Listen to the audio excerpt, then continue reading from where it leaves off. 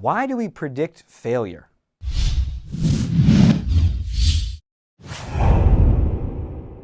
Do you do that? Do you think about something you want and then just imagine with certainty that it's not going to work out? That person's definitely not going to want to talk to me or hire me or go out with me.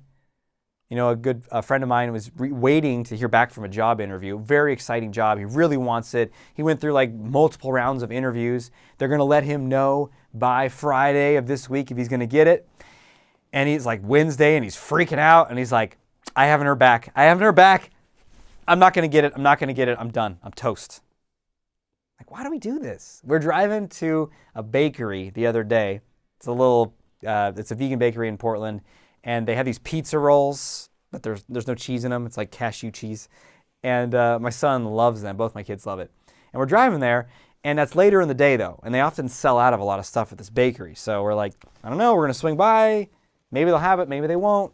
We're going home from something to something else. And my son, who's 5, is like, nah, they're not going to have it. They're not going to have it. I know it. And we're like, well, you still want to stop by, right? Oh, yeah, we should stop by, but they're not going to have it. It's like, okay, but you still want to stop by. So he's predicting failure. Why do we do this? I remember doing this so much. I remember when I first started hosting live events. I mean, long before that, with social anxiety, I would predict all kinds of social outcomes as failures, rejections. People aren't going to want to talk to me. But then even later in business, I'm going to create this new thing. I'm going to offer a live event, a workshop where people can come in from different cities and we'll work on this stuff in person. I know it's going to be way more impactful and radically change people's lives. Let's do this. I'm excited about it. And no one's going to come. It's like, nobody? Yeah, nobody's going to come. No one's going to want to do that. No one's going to want to fly out here for that.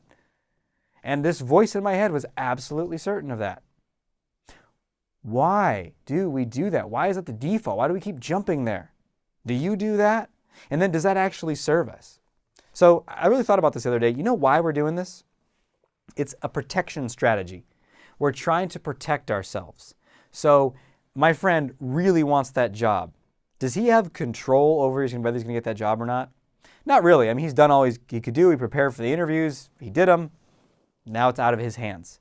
That feeling of I really want something, but I don't have control over whether I get it, that's uncomfortable, isn't it? That's vulnerable. So it's uncertain. So we try to deal with that uncertainty by getting some certainty. Unfortunately, we choose shitty certainty.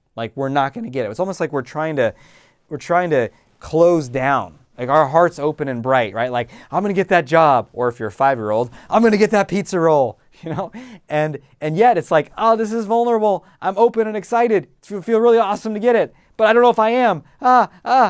Close it down. I'm not going to get the job. I'm not going to get the pizza roll. No one's going to come to my live event, right? And not only is this a way to try to protect ourselves, it doesn't serve us because it creates more anxiety, doesn't it? Then this guy it's not like he says, well, I'm not going to get the job. Okay, well, I'm moving on with my life. I gave it my all. What are you going to do?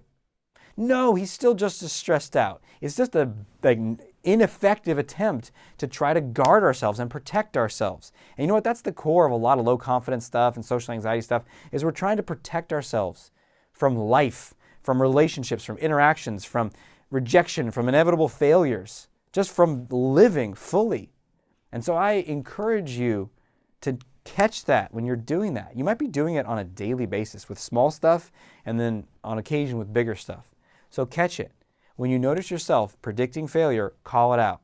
Say, must be trying to get uncertainty. Or I must be trying to get certainty, which means I must be uncertain right now. And can I live in the not knowing? Can I embrace this vulnerability of wanting this thing and maybe I'll get it, maybe I won't? And you know what? I'm going to open my heart and I'm going to want it fully, because if I do get it, it'll be that much sweeter. And if I don't, I can handle that too. But I'm not going to shrink and guard myself and close down my heart and try to get through life safe, because I'm not getting out of here alive anyway. Awesome. Thanks for being with me today. And until we speak again, may you have the courage to be who you are and to know on a deep level that you're awesome.